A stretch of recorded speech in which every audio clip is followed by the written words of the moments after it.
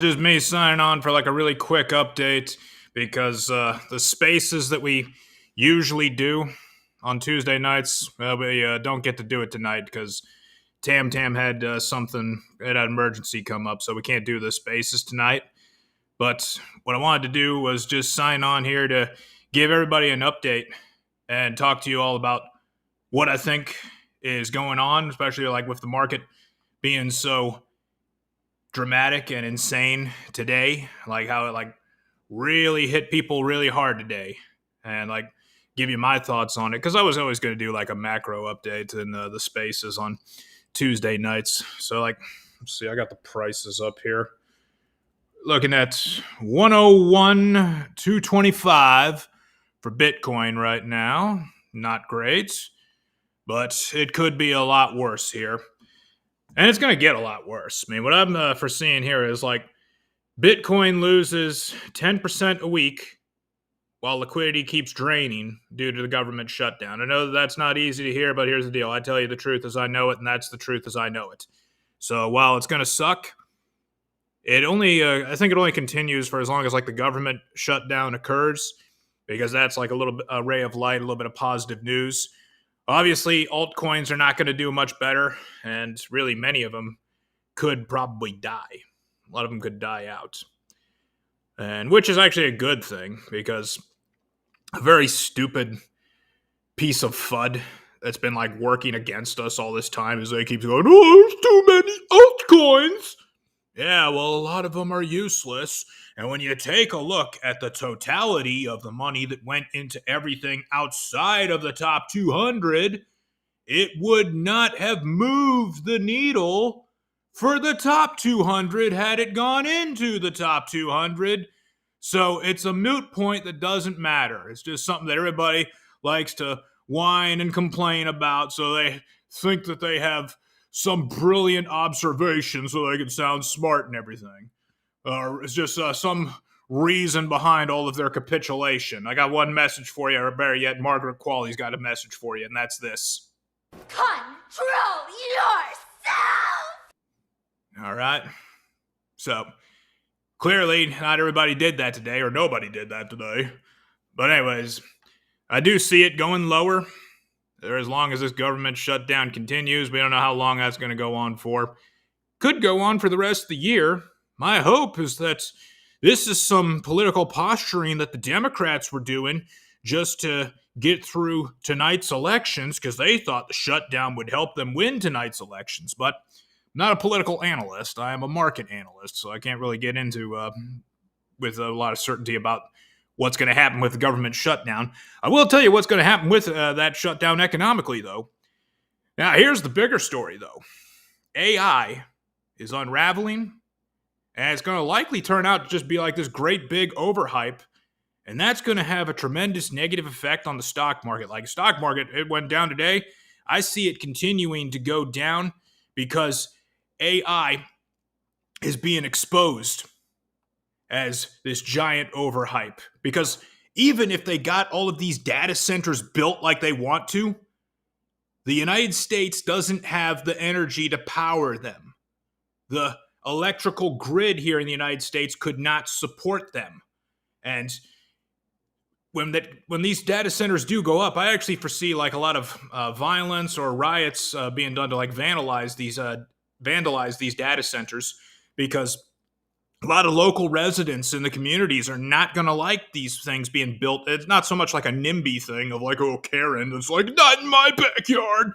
It's going to be more of a matter of, hey, this data center is causing our electricity rates to skyrocket. We were paying, what, $100 a month for electricity before you moved in, and now we're paying $700 a month for electricity because of this stupid data center. And it'll be just like the Union riots, I guess, of the 1940s, and a lot of people are going to side with it. It'll almost be like it's totally justified, even though it's mass vandalism and it's against the law. A lot of people are going to be behind it because life is hard enough already. We don't need higher electricity prices.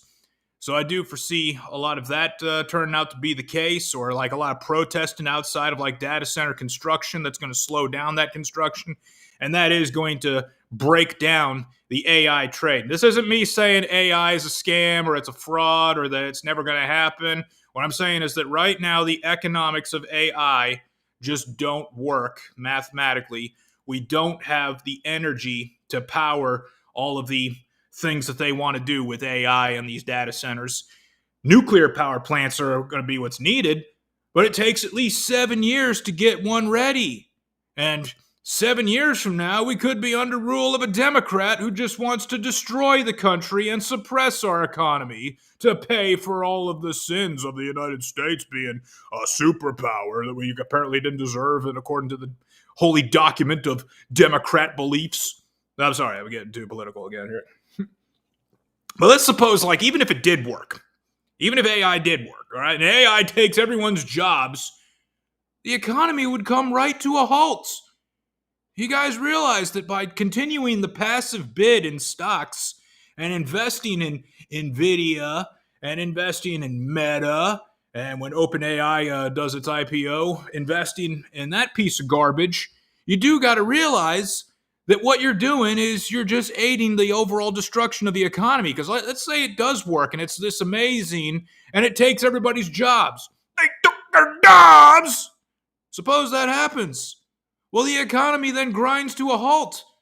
Because what are all these companies that have AI robots as their employees now, who are they going to sell their products and services to when nobody has a job and nobody has income to buy those products and services because AI robots took their job? They took their jobs! That's what's going to be the end result if it works out. I don't think it is going to work out, but if it did work out, it would just bring the economy right to a halt. So I think a lot of people on Wall Street are starting to realize this now, that, yeah, this whole AI thing is just a big overhype. And the 7 stocks that have performed well because of it, well, now they're going to start grinding down and bringing the whole market down with it. Because here's the deal with the market is that most of the S&P 500 is already in a bear market. The S&P 493, most of their life sucks. I see some of you guys are checking in right there. We got Jennifer. Hello, Jennifer. Johnny Chaos. Hey, hi, Johnny. How you doing? Checks my pulses here. I see your question. I will I will read your question. But what else I wanted to say here today about the stock market is that right now the stock market really sucks if you're not in the Mag 7 or really the top 10 stocks, because the top 10 stocks make up about 40% of the S&P 500. And the companies that are suffering the worst are not companies that should be suffering. We're talking about consumer staples. We're talking about companies like Johnson & Johnson, Kimberly-Clark, that's a toilet paper and diaper company, and also feminine products. So these are things that we regularly need in the economy on a daily basis. But they also do paper towels. They also do, you get the idea. It's all paper products. So even the toilet paper company, which clearly we need to use that every day, they're suffering. That's a consumer staple. What that should tell you is that U.S. consumers don't have the money even for basic necessities, so the economy really is in a recession. Absolutely. Just got 7 companies or 10 companies that are doing great, that are holding the stock market up and propping it up, just like how the top 10% of all earners are propping up the consumption economy in the United States. They're doing all of the consumer spending, or 50% of the consumer spending. So I see the stock market taking a bigger hit, and it'll probably give back a lot of its gains since Liberation Day. And I think that also is something that just works against crypto itself and drags that down further. But not just because of like AI turning out to be this big overhype, but also the government shutdown is literally draining money out of the economy. Literally doing that. Because here's the deal with the shutdown. Pretend this is a dollar bill.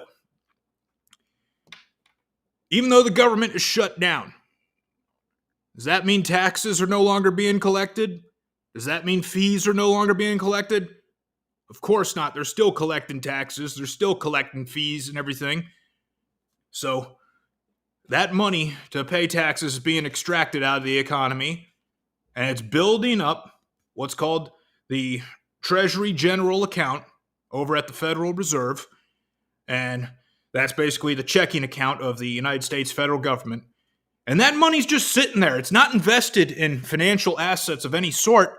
It's just as good as cash stuffed in a coffee can and buried in your backyard. It's just sitting there doing absolutely nothing. It is actually a net drain out of circulation, out of the money supply circulating throughout the economy. It's a net drain. And when you have less money circulating throughout the economy, well, then that will also be a drag on financial assets that require new money constantly being pushed into it to push the prices up. Now, the stock market kind of has that already. It has new money coming in every week with 401k and 403b contributions that come in regularly each week with a paycheck remittance. But what you got to bear in mind is that that's still the passive bid. It's only going into the top 7, the top 10 companies, because a lot of people just buy index funds, and the index funds put the most money into the largest companies, the ones at the top. So it doesn't help the rest of the stock market. And it's not going to help the companies at the top much more, because it requires more and more money to keep pushing those companies up higher. And it's just not going to happen. So the shutdown is literally draining money out of the economy, which is also why the dollar is getting stronger. If you're watching the DXY, as you should be, it hit 100 today, went over 100. That's not good for financial assets. Now, here's what is good about it. Jerome Powell and the Federal Reserve idiots cannot keep saying, oh, we're worried about inflation. The dollar regained all of its strength. No inflation worries anymore. I can't wait until the next Fed meeting to hear them try to pull that bull crap. Hopefully some reporter in the room there actually has the balls to call him out on it. That's why you wouldn't see someone like me in there. He'd be like, oh, yes, you, sir, in the back. Hey, Jerome, will you please stop lying about inflation being a concern right here? Look at the DXY, for God's sakes. The dollar's regained plenty of strength.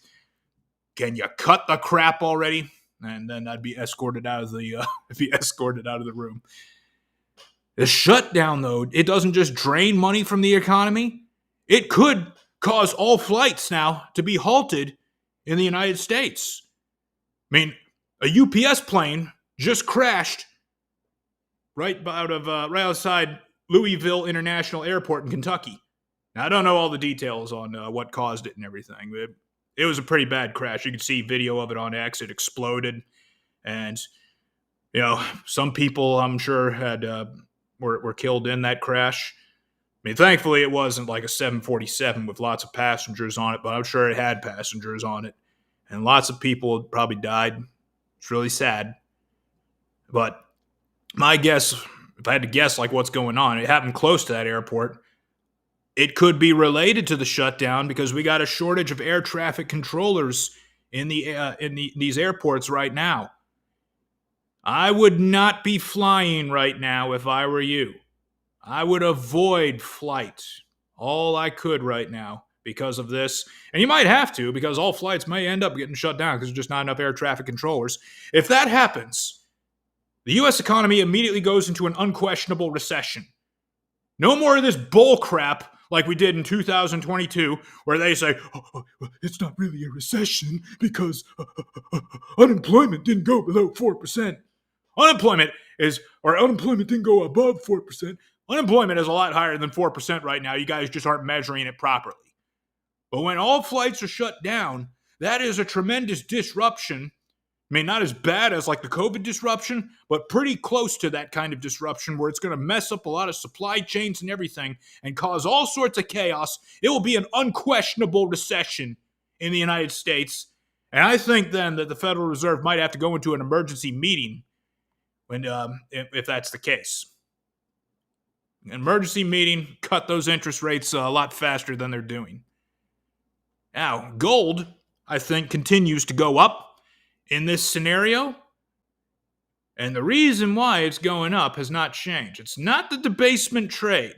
Anybody that's like huffing the whole the debasement trade, you can immediately like unfollow or mute that person, because if you think that there's dollar debasement going on when the DXY is above 100, you're not paying attention. The dollar has done nothing but get stronger so far this year since April. The reason why gold is going up is because central banks around the world are buying that gold. And the reason why they're doing it is because they saw what the U.S. did to Russia in February of 2022. When Russia starts the war, what do? Biden calls up Janet Fallon Yellen and tells her, hey, we're going to seize all of Russian assets that are held here in U.S. banks and are held in U.S. treasuries. And Russia had a whole bunch of U.S. treasuries because the entire world would invest in U.S. treasuries. They all believe, the United States was the place to be. It's a good, safe place to invest. Let's buy U.S. treasuries. Russia had a bunch of them. The United States seized them. Now, what kind of message do you think that sent to the rest of the world? What it sent to the rest of the world is that the United States has a lot of gall to seize the assets of a nuclear superpower. Doesn't care about negotiating at first or anything like that. Doesn't care about the typical diplomatic bullcrap that we go through, the rigmarole, like what Bush went through going to the UN 15 times, begging for permission to go to war with Iraq. We didn't really care about doing that. No, we're going to unilaterally put these sanctions on Russia and tell them, hey, that money that you thought was yours, it's not really yours because you did something that we don't like, so we're taking it. The rest of the world saw that and thought, I got to get out of U.S. treasuries and get into something else. U.S. treasuries were seen as something that was totally safe. Now they're not seen as safe anymore. I mean, this kind of makes the case for Bitcoin, but of course these foreign governments don't understand Bitcoin or seizure-proof money like crypto. So they went into the only thing that they do understand, which is gold, and also the only thing that doesn't, it's not going to raise any questions with their constituents. Like to do like a strategic reserve of Bitcoin or any other crypto, kind of like how El Salvador did it. I mean, that requires a lot of education on the part of constituents that these countries just don't have the time to do. So they went into gold because everybody understands gold, and that requires zero explanation from the constituents. The rest of the world was doing that too. They're dumping their treasuries. China in particular is dumping U.S. treasuries and buying up gold because they don't want to end up in the same spot as Russia. And also, they're not just looking at what the United States did to Russia, they're also looking at what the European Union did to Russia. Because Ursula von der Leyen decided she wasn't unpopular enough. She is one of the most unpopular people in the entire world. If you don't know who she is the head commissioner of the European Union. And what made her so unpopular was, for the most part, like the average European does not like the European Union. But what made her even more unpopular was she did a 22% cut to what's called the Committee of Agricultural. It's called CAP. I forget what it stands for. Actually, I got it written down over here in my notes somewhere. What's it called? You get the idea, man. For the most part, the Commission on Agricultural Policy, and what that is basically how the European Union feeds itself. It's subsidies to farmers and all that. So they proposed a 22% cut to it. That's trillions of dollars. And that made her very unpopular.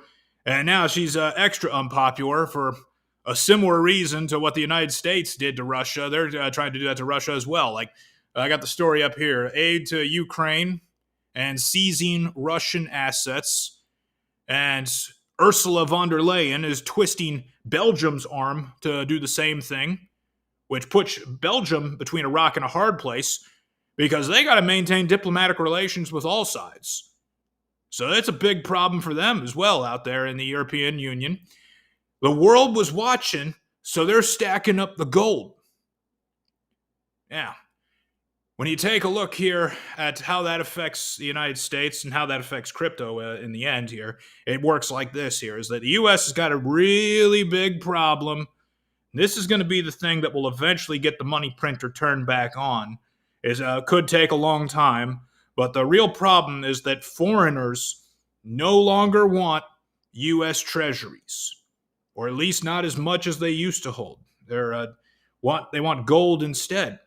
And most foreign countries are electing their own versions of Trump, like protectionists and populists like Sine Takeshi over in Japan, my girl. And they're divesting from U.S. treasuries. And because the national debt is compounding fast, there's going to be more debt issuance next year than there will be liquid money to buy it. And not just the United States national debt issuance. I mean, that's about $10 trillion that's going to get rolled over by next year. It's going to be a lot more debt rollovers. About 80% of our economy is just debt refinancing, getting rolled over and refunded. And the amount in the private economy and the consumer economy, at the municipal level with municipal bonds and then with treasury bonds, just here in the United States, the amount is enormous. And if we can't get foreigners to buy those bonds, what are we going to do? When we got all that debt coming due, we don't have the money to pay it off, to pay back those bonds. What they need to do is they always have to issue new bonds to pay back the old ones. But if nobody buys those new bonds, what are they going to do? That's when they mandate the money printer. The central banks, such as the Federal Reserve, they become the buyers of last resort for the national debt, not just here in the United States. That's not just a problem here. That will also be a problem in China. That will also be a problem in Japan. And it's definitely going to be a problem in the European Union with all the chaos that they got going there. So all four central banks are probably going to have to step up and buy sovereign debt next year, just with the amount of debt that's being rolled over. There's not enough private money. There's not enough liquid money in their economies to buy it. When you look at, there needs to be an equilibrium between the amount of debt in an economy that needs to be refinanced and the amount of liquid money in the economy that needs to be in circulation to fund that debt reissuance. And once it gets above, when the amount of debt gets to be about double the size of liquid money in the economy, or M2, here in the United States, US M2, when the national debt that is up for refinance and rollover in the year is double the amount of M2, that's when we have financial crises. 2008 was one of them. The fiscal cliff was another in 2013, I believe it was.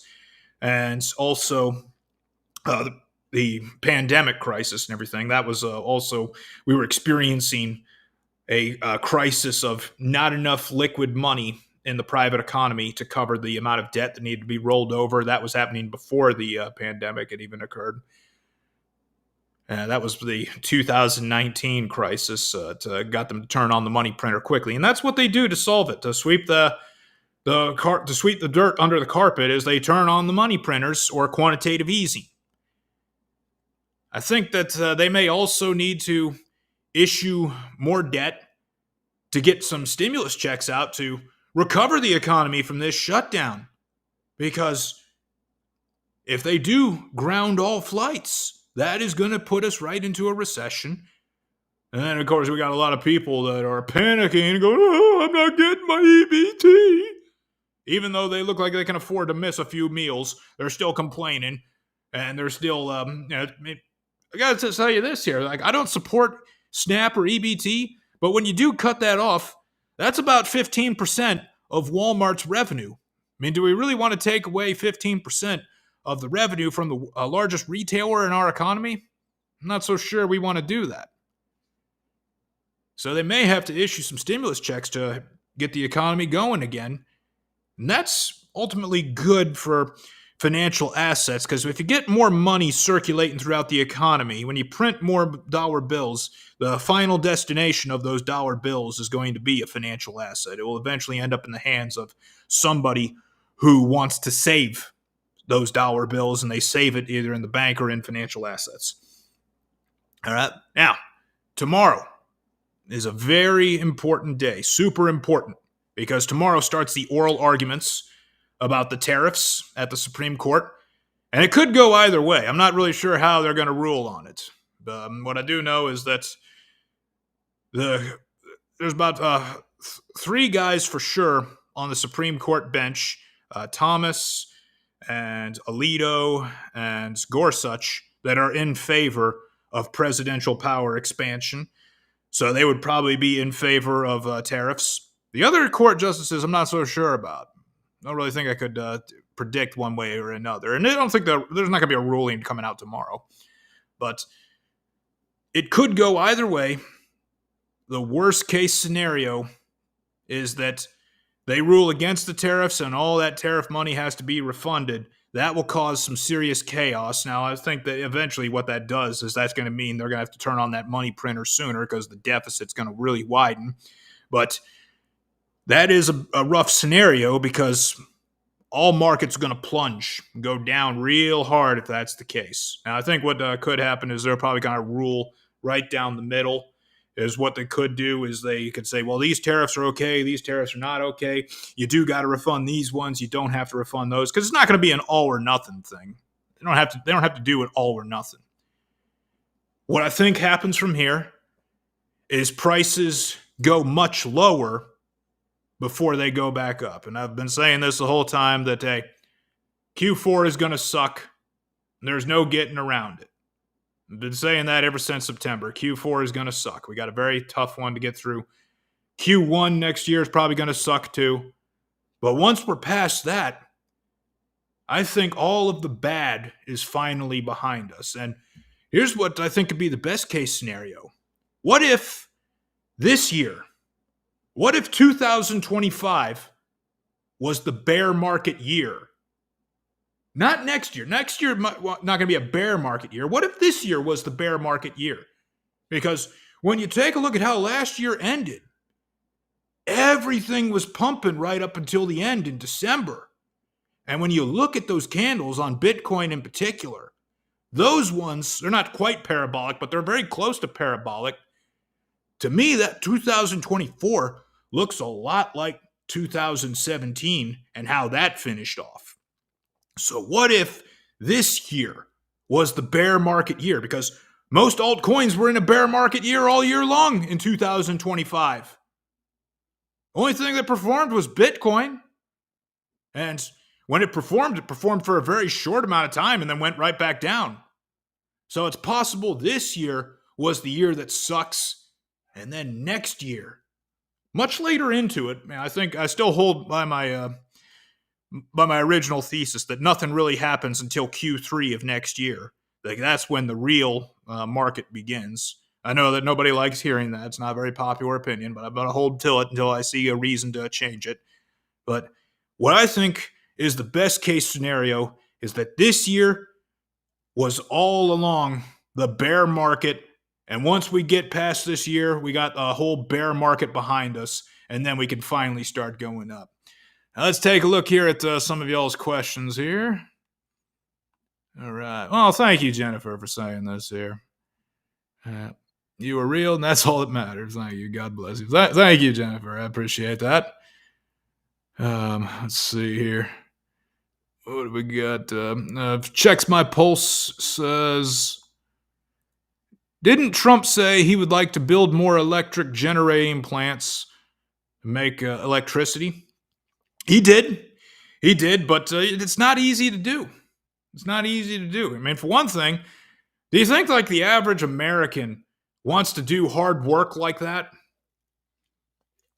Like part of the reason why we're in such trouble with the electric grid and with not having enough oil refineries, not having enough water treatment plants, not having nuclear power is because Really, your average American doesn't want to bust their butt off doing hard work. They all just want to be an influencer. They all just want to be a TikToker. So it would take a very, very long time to get any of these power plants up. It'd take a very long time to do that. So I think that AI is going to be severely, what's the word I'm looking for? It's going to be the rug is going to get pulled out from under it in the sense that everybody finds out, hey, it was a lot of hype. A lot of hype and not a lot of substance behind the trade. All right. And Johnny Chaos says, gold is very confiscatable. Is that a word? I don't know. Maybe it is. Hard to hide and hard to transport. Absolutely. Like, that's the point of crypto. That the number one use case all of crypto has is that it's borderless money. You can move it around very fast. I moved a lot of money today here in USDC. And I don't want to say how much it is because I'm not trying to brag here, but it was a sizable amount. And I moved it very quickly. Moved it on the Base network, and it took seconds. You think you can do that with just dollar bills from bank to bank? No, you can't. Can you do that with gold? No, you can't. So with the whole use case of crypto over gold and everything is that it's not just about it being less... it's not about it being seizure resistant. I mean, that's true too. But the fact that it's very quickly transacted borderless money. All right. And let's see here. Any other questions we have? Checks my pulse here, says 5 to 10% dip, and they all panic. Hexicans DCAing. Yeah, now would be a good time to DCA. Here's what I say, though, is like, I also think now is a good time to stack up some cash, stack up some USDC or USDT, because I do think it gets worse in the next couple of days. Could get worse all month long. Could be Lowvember. Like we just had Sucktober. Now we're in Lowvember or Blowvember. And then next month could be Deadcember if they don't turn the government back on. Because they got to turn the government back on to get all the money stacked up in the TGA back into the real economy. Tom Rudders here says 2019 all over again. I have heard that from Benjamin Cowan. He's saying, well, the way it looks right now, especially with QT ending, it looks a lot like 2019. Which, hey, that's great, because that means that we got 2 good years ahead of us. Hey, RH Max, I see you there. How's it going? All right, so that's what I wanted to get on here and tell everybody here is like, we couldn't do our spaces today that we normally do on Tuesday nights because Tam Tam had an emergency. I guess we will do it next week, I'm sure. But I wanted to get on here and give you like my market update and what I think is what I make of today's events here. Let's see, where are prices at right now? Bitcoin still at, well, I got to refresh it here. I think it's still at 101, though. Oh, no, it's at 100,546 and trending down. Could go below 100,000 in the middle of the night here. The interesting thing to me, though, is that, man, this internet computer thing is still going up throughout all of this. And what's very impressive to me is how, like, the Trump meme coin has stayed as high as it stayed throughout all of this here. I suspect insiders in on that. So I think if you're looking for like anything to be in right now, I mean, if you gotta be in crypto, like Bitcoin, I'm sure is gonna be fine when all the dust settles. But what I'd be doing right now is just stacking your stables, so that when we do hit bottom, you can buy in all at once. Or if you want to continue DCAing, then it's okay to continue DCAing as long as the amounts you're doing those purchases with are small. But what I'm doing right now is I'm just going into I'm DCAing into stables because I do see it going a lot lower before it turns around and starts going higher. Because one chart you want to look at, I can't show it to you on this thing here. I don't have it with me. But one chart you want to look at is Fed net liquidity. It's on a downtrend. That downtrend must reverse. Absolutely must reverse for us to start going up. All right. So that's what I wanted to say here for today. And also, a message from my assistant, Margaret Qualley. She's got something to say to y'all about how you should trade this market, and here's what she has to say. Control yourself! All right. Definitely listen to Margaret on that one, okay? All right, guys. I'll see you the next time of the stream there. Y'all have a good night.